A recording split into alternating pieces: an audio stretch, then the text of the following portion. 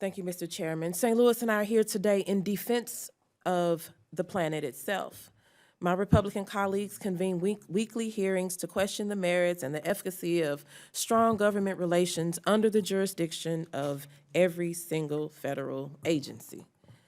Whether it be challenging sensible gun safety legislation or restricting the ability of the EPA to prevent corporations from polluting the very air we breathe, deregulation kills people. As we see in life-threatening and emergency situations like the tragic Titan submarine incident, the regulation of our transportation systems on land, air, or sea is a public safety concern. We don't look towards our investors or our bankers to step in when lives are on the line, but toward local, state, and federal governments.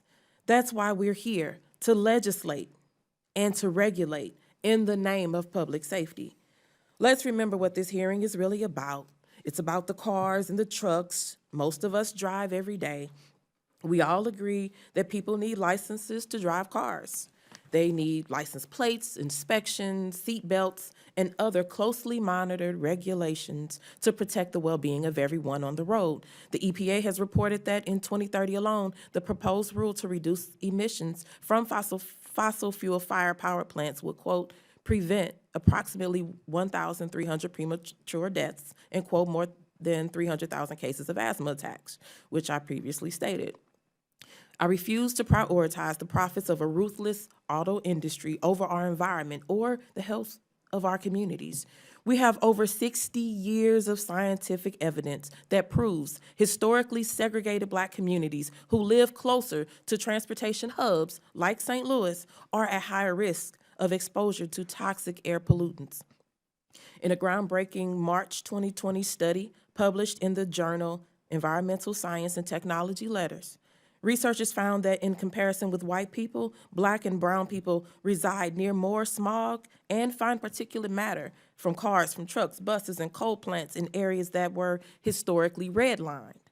Those pollutants inflame human airways, reduce lung function, trigger asthma attacks, and can cause damage to the heart and cause strokes.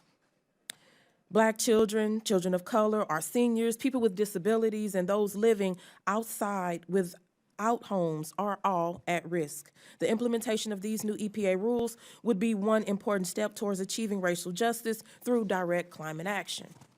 Mr. Goffman, can you please discuss the disproportionate impact of unhealthy air quality on communities of color? Thank you for the opportunity to speak to that, Ranking Member Bush. We certainly know that pollutants like fine particles, for example, do have a disproportionate impact on the health of people of color, associated with a greater incidence of a range of respiratory diseases, including, for example, asthma in children. As you pointed out, something like 72 million people live very close to major highways and other transportation arteries. A disproportionate number of those people are people of color or people who live in low-income communities.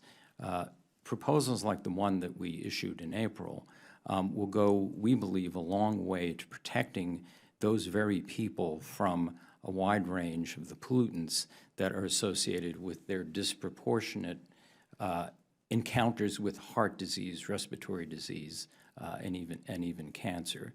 And as you pointed out, that not only impairs the quality of their lives, it adds heavy costs as well. Thank you. Mr. Goffman, can you please briefly explain why reducing pollutant emissions would have such a profound effect on just the people of this country at large?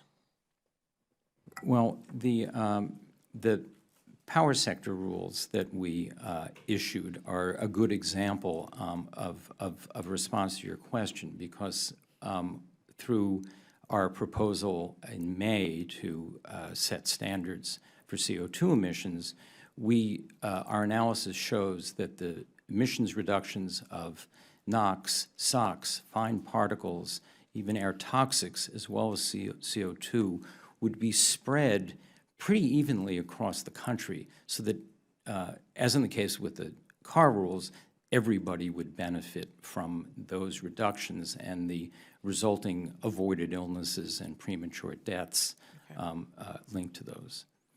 Thank you, and I yield back. Thank you, Chair.